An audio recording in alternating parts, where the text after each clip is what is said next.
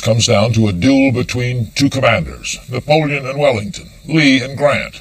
Our program looks at a battle in the First World War when American General John Pershing faced the German General Max von Gallwitz. Both men were brilliant commanders, and both were looking for a victory to cap off their careers. Their showdown in 1918 was the last battle in what was then known as the War to End All Wars. Midnight, September 26th, 1918. On the Western Front in France, 2,700 guns of the U.S. First Army lit up the darkness. The ear-splitting fire began the U.S. offensive against the German bastion of Meuse-Argonne.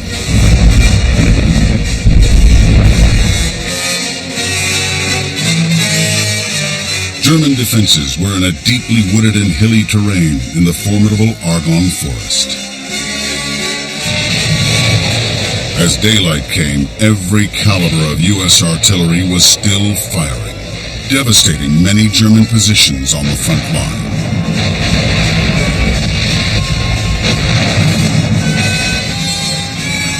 Then the U.S. infantry went over the top, beginning the first full-scale U.S. action on the Western Front.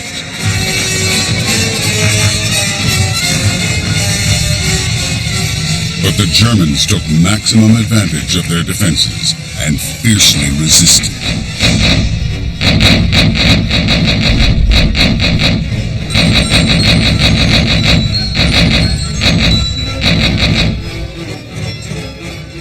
The Meuse-Argonne battle brought together the U.S. Army Commander General John Blackjack Pershing, who still had much to learn about fighting on the Western Front, and the highly experienced German General Max von Gallwitz. It was a face-off destined to become an epic struggle.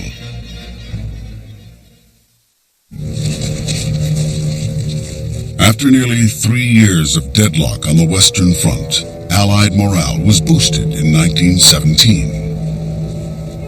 The U.S. declared war on Germany on April 6th in response to German aggression at sea and its attempts to stir up trouble in Mexico.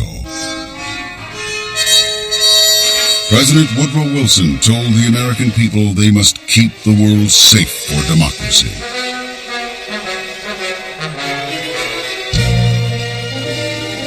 U.S. troops were sent to Europe soon after this commitment to the war, but it was a long time before America was ready for action.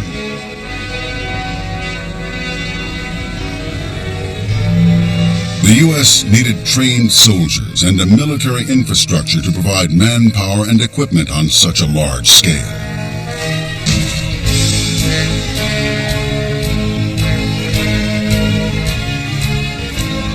One of America's most experienced soldiers, General John Joseph Pershing, was appointed to command the U.S. Expeditionary Force. He arrived in France in June 1917. He quickly made it clear to his Allied counterparts that his army would only fight as a cohesive, all-American force. He would not commit to battle until his army's strength and equipment were reinforced. As a result, the U.S. Expeditionary Force did not play a significant role until September 1918.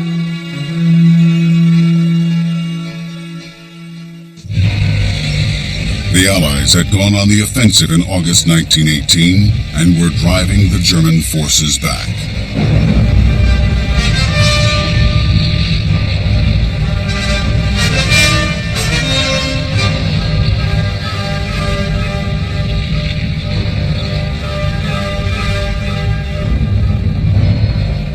By September, 3 Allied army groups were poised to strike. The British in the north, the French, and Pershing's Americans, facing the Germans, the Sandy-El Bulge, and the Argonne.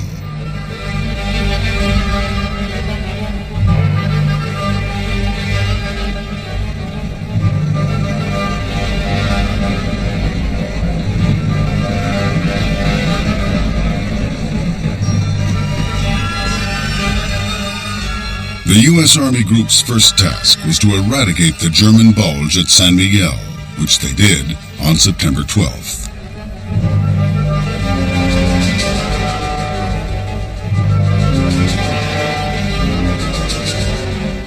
But after this, Pershing was faced with a more complex task.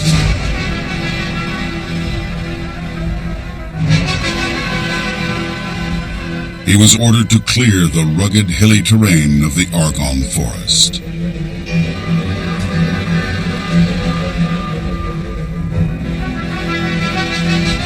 The battle-hardened German commander, Max von Gallwitz, had been told to defend this sector to the last man. Both Pershing and Gallwitz were combat veterans and men of iron wills. Success or failure at Meuse-Argonne would be decided by their experience.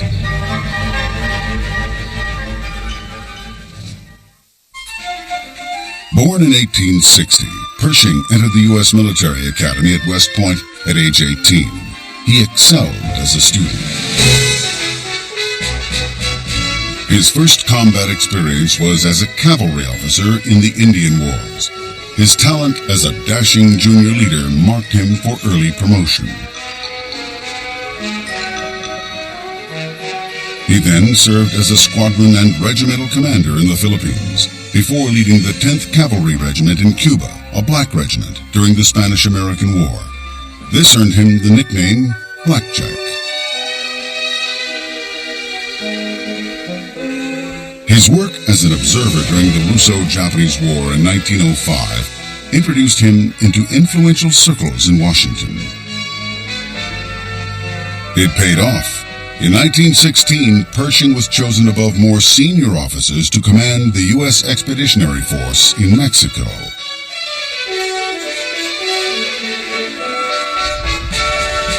There, he confronted the notorious bandit Pancho Villa and his renegades and defeated them.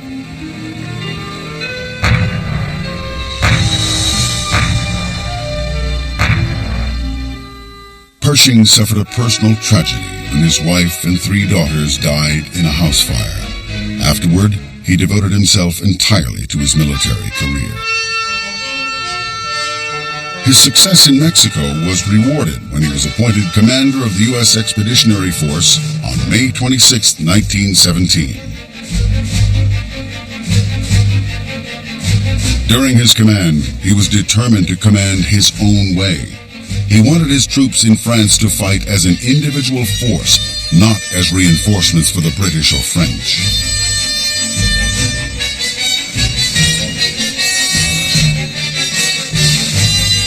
Pershing resisted British and French attempts to subordinate his forces to them. Still, he did allow some of his troops to fight under Allied command during the 1918 German offensives in the spring and summer. The Americans fought next to their French and British colleagues with distinction. But Pershing was determined that the U.S. Expeditionary Force be recognized in its own right. He was about to get the opportunity to show that he and his men were worthy of it.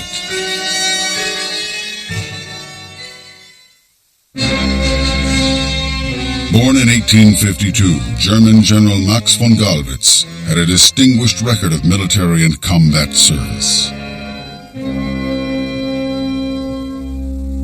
He joined the elite Prussian Guards in 1870.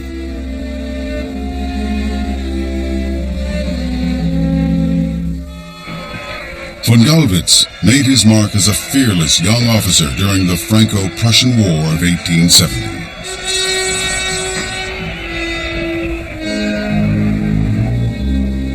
He commanded a Guards division in 1914 and was soon given command of an army.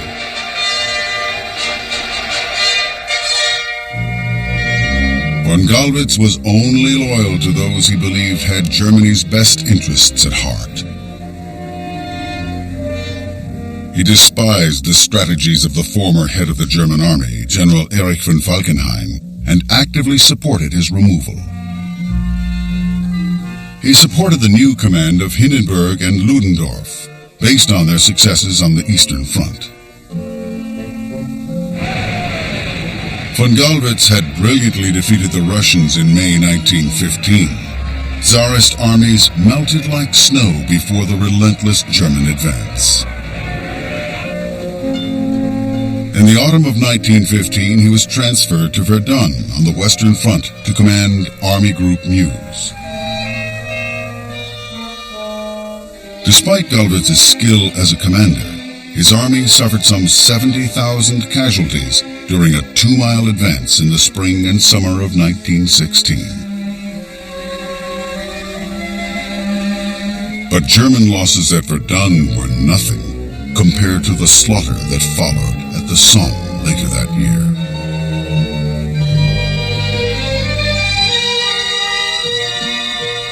Despite the heavy losses he incurred, Gallwitz's reputation remained high. He continued to command on the Western Front, principally against the British, until the 1918 German Spring Offensive. When this attack failed, he was given his own army group Gallwitz to defend the vital Meuse-Argonne sector. Now, in September 1918, both Pershing and Gallwitz prepared for the crucial battle at Meuse-Argonne.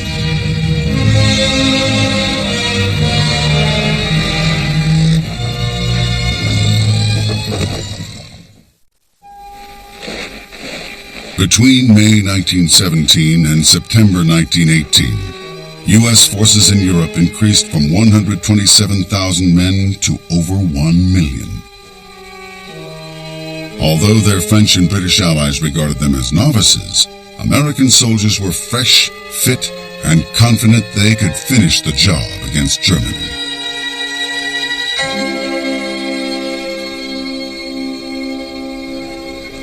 Even more important, America had a seemingly endless supply of manpower in contrast to the dwindling resources of the German army. Germany's leaders realized that unchecked, this influx of U.S. troops would lead to Germany's defeat.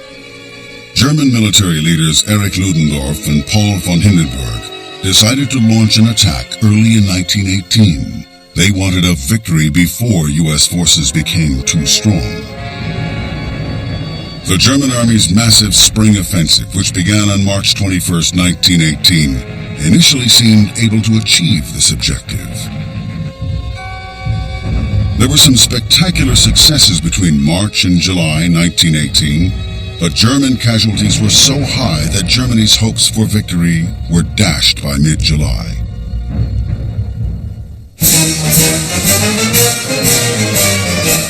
At the end of 1917 and beginning of 1918, the U.S. 1st Division, which included some elite U.S. Marines, led the American troops on the Western Front.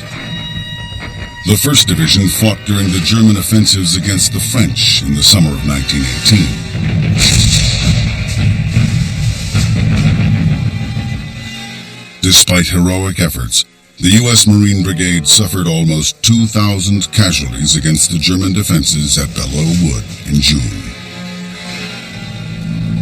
When the German offensive broke down, the Allies went on the offensive. In August 1918, they began a series of rolling attacks to drive the Germans back. As one Allied offensive lost momentum, another would begin. This gave the Germans no time to reorganize.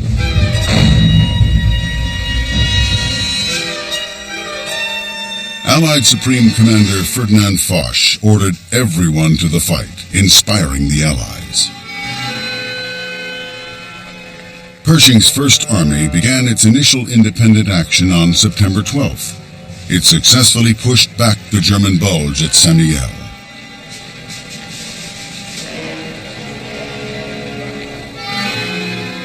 Next came another challenge for Pershing. He was told to attack the Meuse-Argonne sector on September 26, 1918.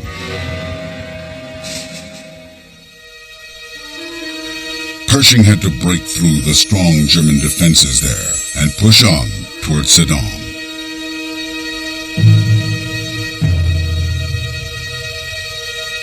This meant breaking through the impregnable Hindenburg line.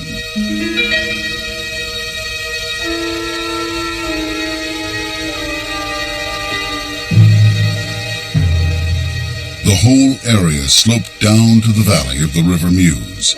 It ran through Verdun, parallel to the River Aisne. The terrain was steep, thickly wooded, and challenging. It favored the defenders. Pershing had no choice but a frontal attack. Pershing's first move was to redeploy his forces from Saint-Mihiel to the Argonne front. In less than 2 weeks, 60,000 troops were transferred to the area. This rapid movement of men, weapons, and supplies depended on the organizational skills of Colonel George Marshall. He would eventually become the United States Chief of Staff and Secretary of State. At Meuse-Argonne, 600,000 American and French troops would attack side by side.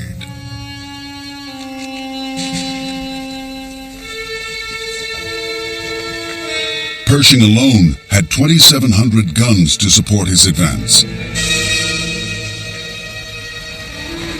He was determined to take Gallwitz's defenders by surprise. He would launch the offensive with a short, concentrated bombardment before the main attack.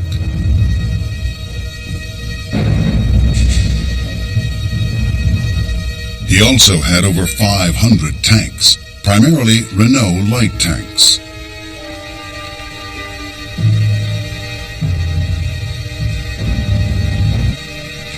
Pershing knew the potential pitfalls of fighting with tanks in close quarters, but he believed that tanks could support his infantry and help it break through.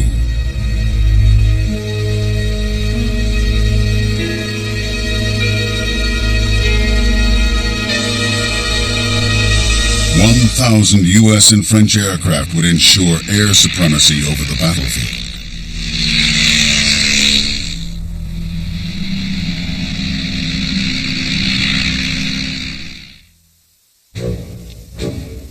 But Germany's Chief of Staff, Erich Ludendorff, was not ready to surrender Meuse-Argonne.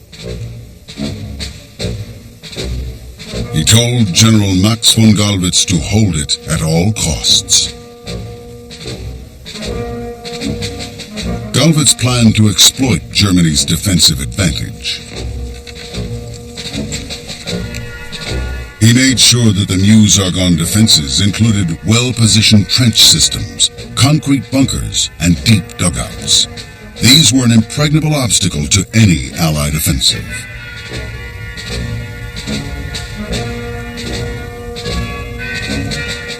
By late September 1918, 4 lines of German positions 14 miles deep faced the Americans at Meuse-Argonne. The most daunting was the Kriemhild line in the rear. Gallwitz's combat engineers had also demolished most of the bridges over the River Meuse to delay Pershing's attack.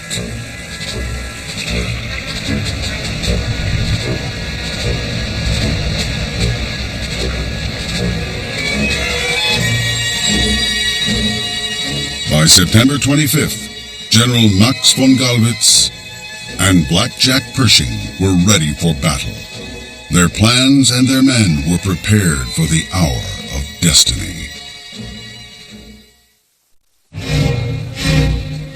U.S. soldiers in World War I were known as doughboys, a reference to the mud and dust-caked infantrymen of the Civil War.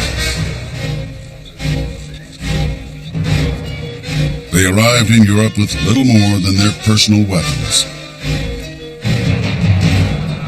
They were equipped and trained for combat largely by the British and French.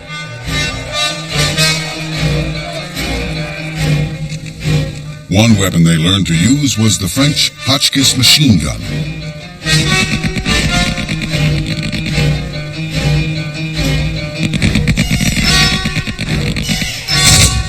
Another was the reliable and deadly British Vickers machine gun.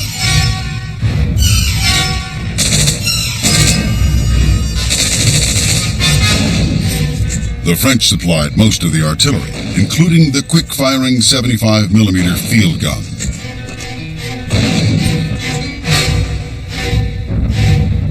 The Americans had their own tank units, but they were largely equipped with French-built Renault light tanks. The Renault carried a crew of only 2 and was armed with a 37mm gun. Its average speed was 4 miles per hour. It was relatively fast for its day, but lightly armored. It was vulnerable to German field artillery. The doughboys were also given motorized transport, which helped them redeploy rapidly from Saint-Mihiel.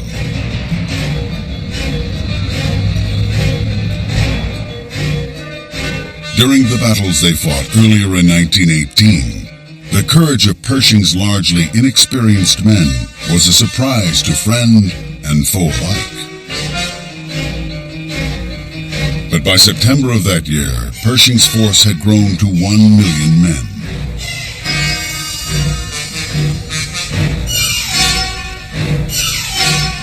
Pershing knew that no American general had commanded such a large force since the Civil War.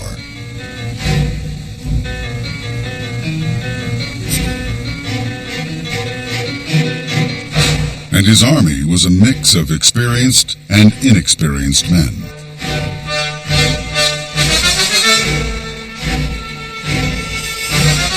The U.S. regular soldiers and Marines now had combat experience.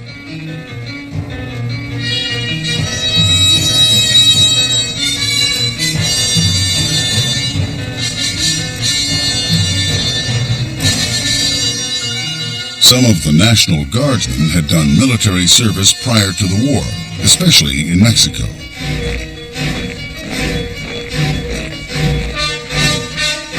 But the men of the National Army divisions had been drafted and had not seen fighting yet. Whatever their experience, the doughboys had infectious enthusiasm that impressed their French mentors. The French also respected them for their courtesy to French civilians.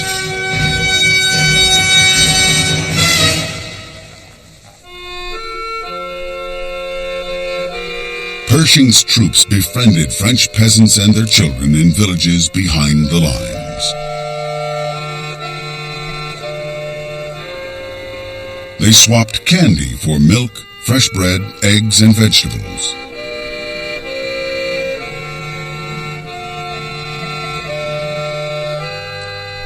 However, the boredom of trench warfare frustrated U.S. troops. They wanted to win the war and go home. The small band of regular officers who would be the United States military leaders in the future thought the same. They were convinced the U.S. Army would come into its own once the war became more mobile. They were men like George Patton, who quickly rose to command a tank brigade.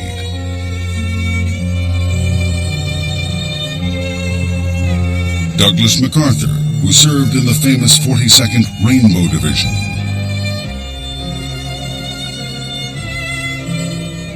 And George Marshall, who had shown his prowess as a staff officer.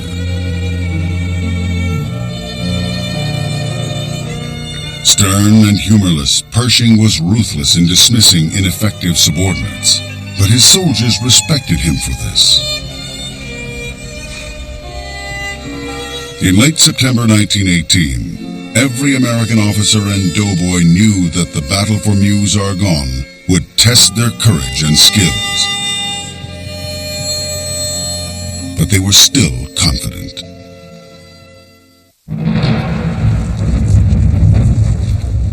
On the other side, German troops were in trouble.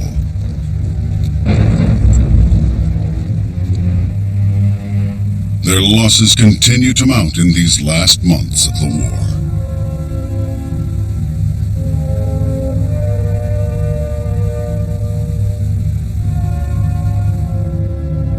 Their reinforcements were generally very young and hastily trained.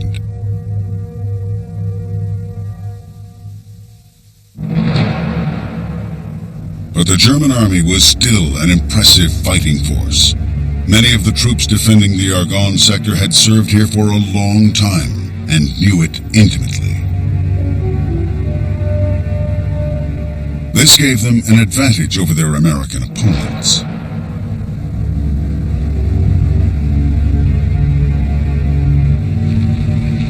Gallwitz's soldiers had a fine record of junior leadership. Junior non-commissioned officers and soldiers took the initiative if their superiors were killed or wounded.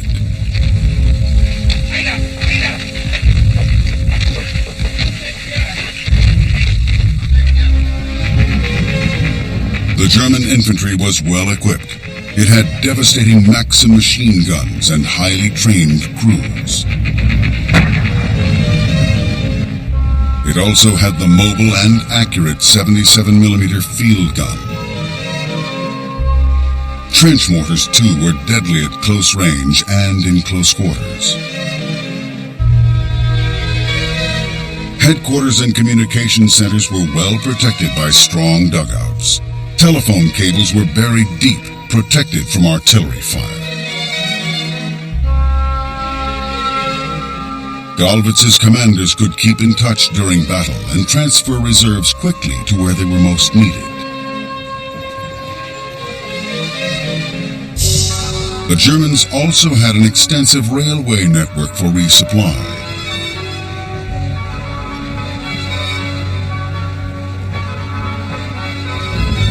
But above all, the Germans had years of experience in defensive tactics.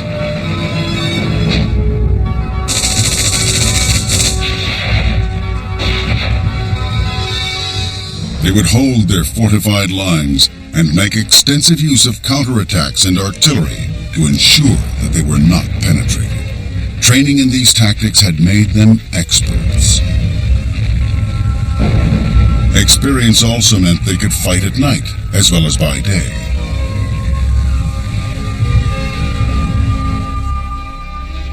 At the highest level, German troops regarded Max von Gallwitz as a commander that they could trust. Now, on the eve of the great American assault at Meuse-Argonne, both sides knew the sector was about to explode in the smoke and fire of battle.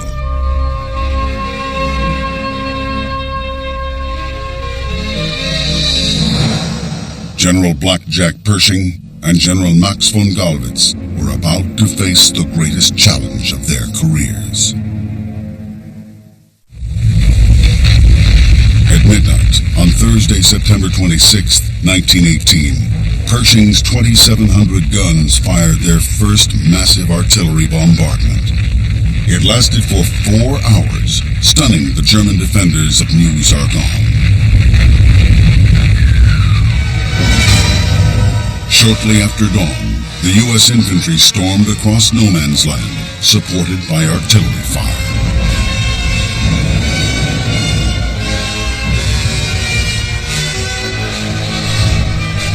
Overhead, swarms of Allied aircraft flew over the German lines, bombing and strafing at will.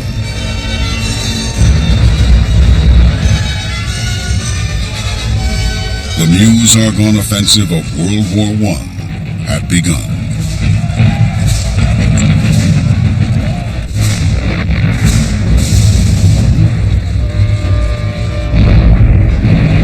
Most of the German defenders survived the American barrage. They now rose from their dugouts to meet the onslaught. But the German general von Gallwitz was concerned this attack might only be a diversion. The strength of Pershing's assault soon made Gallwitz change his mind. He ordered his troops to counterattack.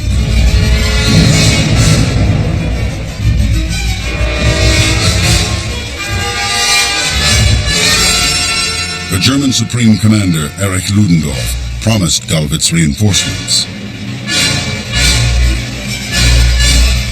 But Pershing's plan did seem to be working. His men were making progress through the heavily wooded battlefield.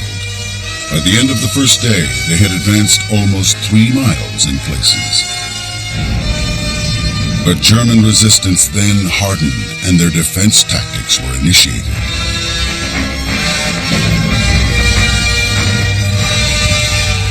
German machine guns began to cause havoc among Pershing's doughboys.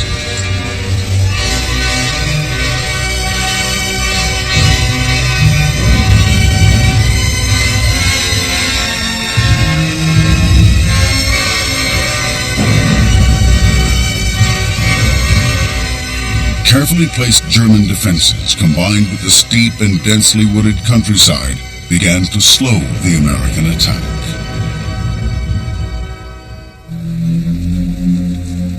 Pershing's men became disoriented.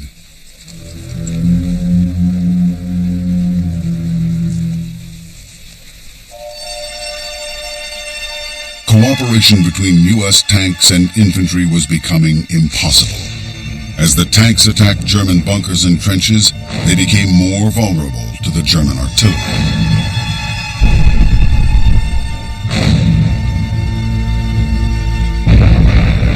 Allied guns kept pounding von Gallwitz's defenses, but U.S. soldiers were now intermingled with the German defenders. Pershing's army also had resupply problems, caused in part by the difficult landscape and muddy conditions.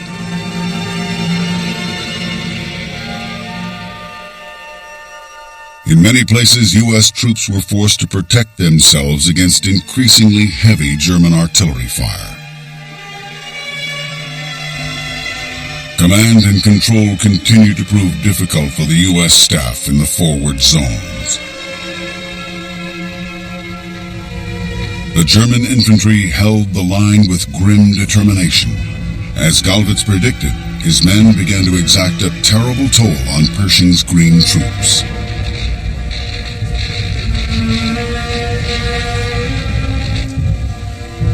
The inexperienced American staff officers began to make mistakes.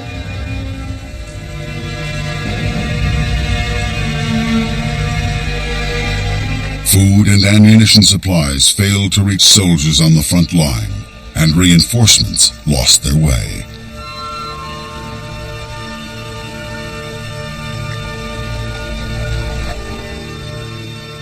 After 5 days of intense fighting, Pershing's men had advanced 8 miles, but the German defenses had not been broken.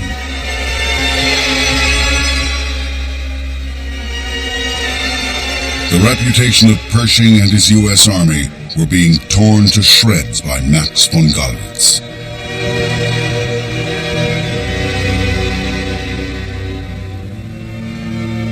Their offensive against Meuse-Argonne, which had begun with such promise, was faltering. Casualties were mounting.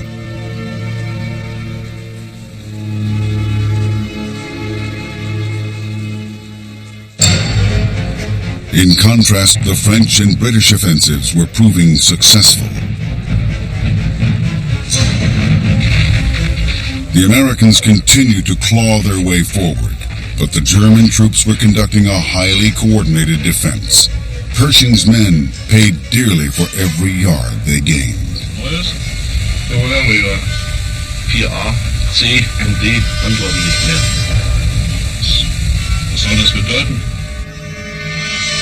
The pressure on Blackjack Pershing to make progress increased by the day.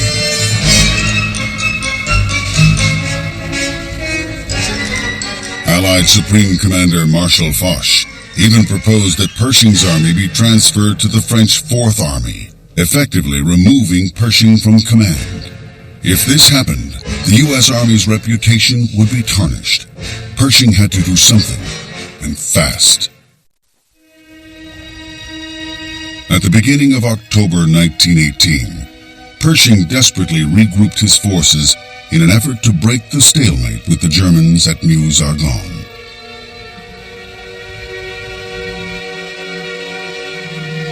Determined to hold on to his command, Pershing told Allied Commander Foch that his men would be ready to attack again on October 4th.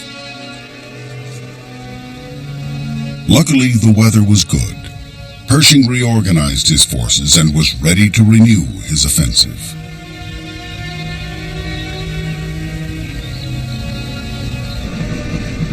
But Gallwitz had not been idle during this pause in the battle. He brought in supplies and reinforcements to strengthen defenses along the already powerful Kriemhildt line. When the Americans attacked again on October 4th, there was no preliminary bombardment. But von Gallwitz's men were ready.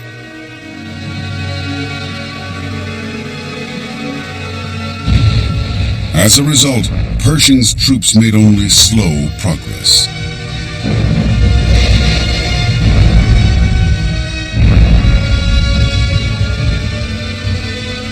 The list of casualties grew. But on October 7th, the 82nd American Division attacked the enemy line from the west, surprising the German defenders and forcing them to fall back. This eased the pressure on two other attacking divisions.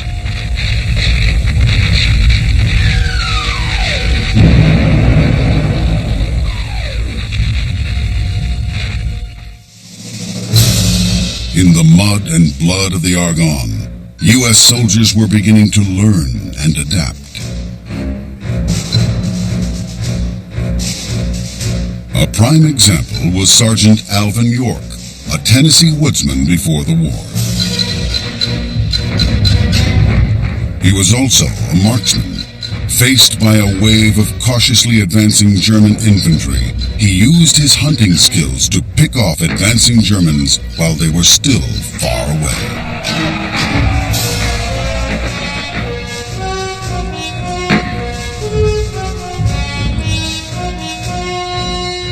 He shot 25 enemy soldiers before the others took cover.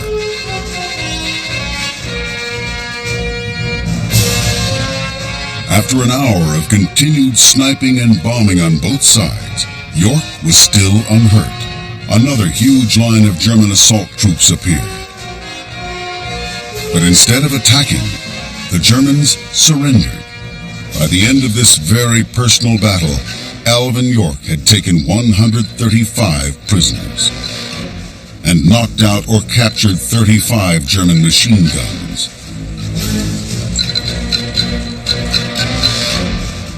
This remarkable feat made him a national hero. Alvin York was awarded the Congressional Medal of Honor for his bravery. Inspired by deeds like this, Pershing's men clawed their way forward despite heavy casualties. By October 12th, they were close to assaulting the last bastion of Gallwitz's defense.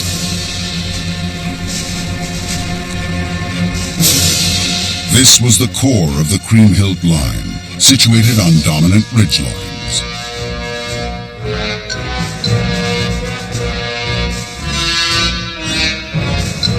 The cornerstone of these defenses were strategically placed concrete blockhouses.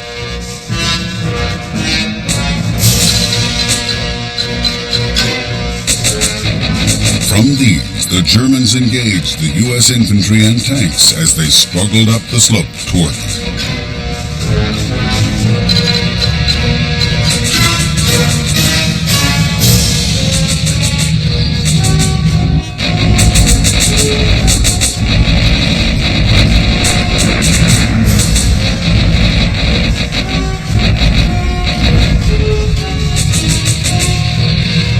But one by one, the blockhouses were taken. More American reinforcements moved up to maintain the offensive's momentum. It seemed only a matter of time before Gallwitz's defenses cracked. Pershing began to sense that victory was in sight.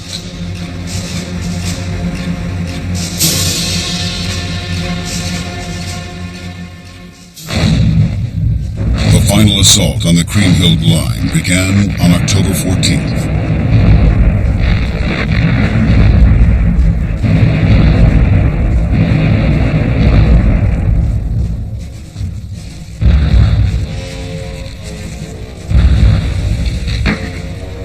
For 3 days and nights, the struggle continued between the gallant doughboys and the resolute German defenders. With increased fire support, U.S. troops began making headway. German defenses began to buckle.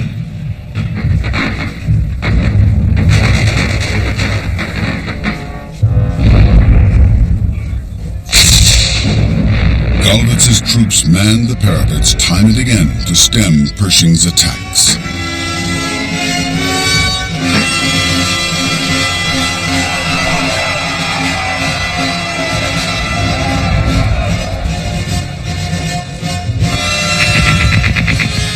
Despite inflicting casualties with their machine guns, the Germans were overwhelmed.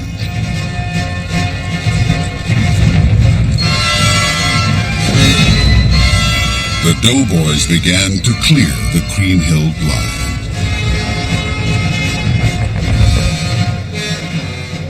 On October 16th, Brigadier General Douglas MacArthur, commander of the 83rd Brigade of the U.S. 42nd Rainbow Division, captured one of the last German fortifications. The Germans began to surrender in droves.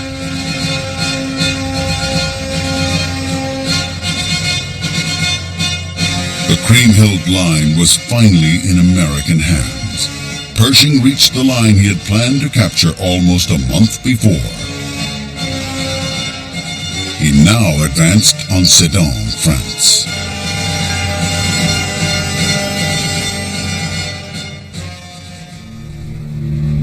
The only thing left to do was finish the operation.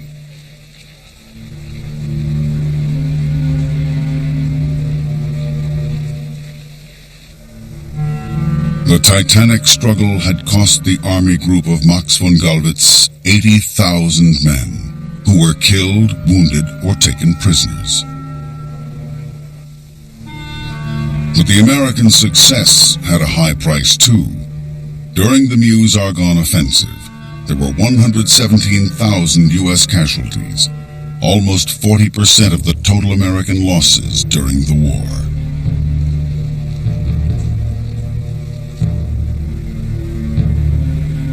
Pershing's men took a much-needed rest.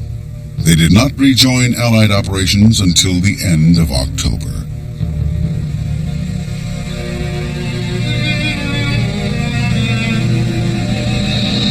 When they returned, they made a significant contribution to the final Allied offensives, culminating in the armistice on November 11th. The war was finally over. Pershing felt his troops contributed significantly to the Allied victory. His doughboys had fought with great courage. They ultimately cracked the final bastion of German resistance, despite their heavy sacrifice.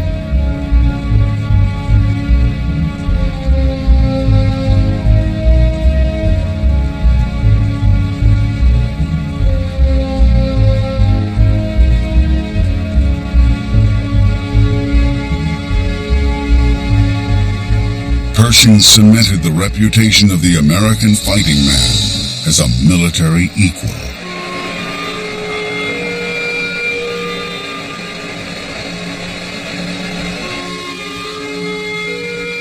His troops had beaten a determined and well-led enemy.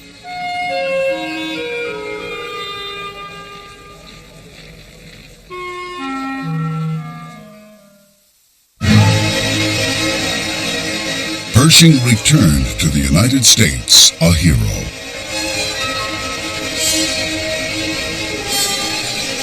He became a 5-star general and was appointed to the newly established rank of General of Armies.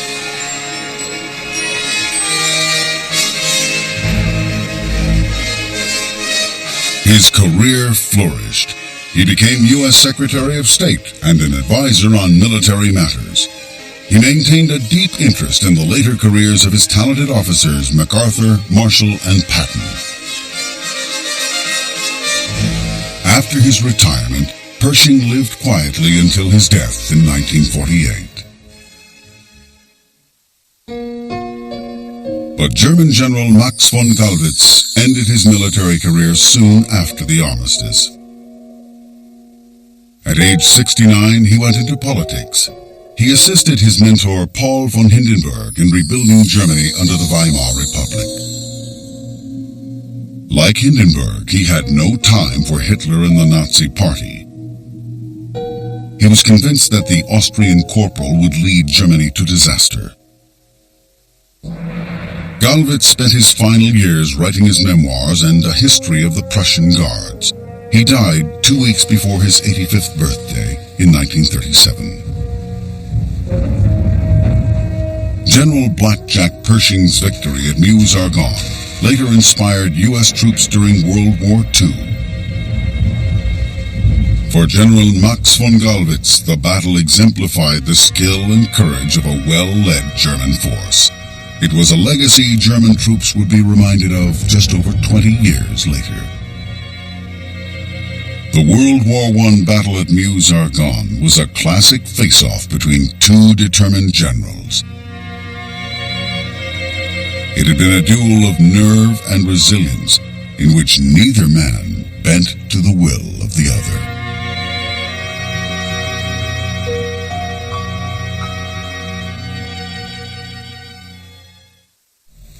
Today, it's hard to comprehend General Pershing's status as a national hero. After his death in 1948, a funeral procession carried his body from the Capitol in Washington to Arlington Cemetery. The crowd lining the route that hot July day was estimated at 300,000. When a thunderstorm hit, Generals Dwight Eisenhower and Omar Bradley were offered a ride in a limousine. They declined. For Blackjack Pershing, Bradley said, it would be proper if we walked in the rain.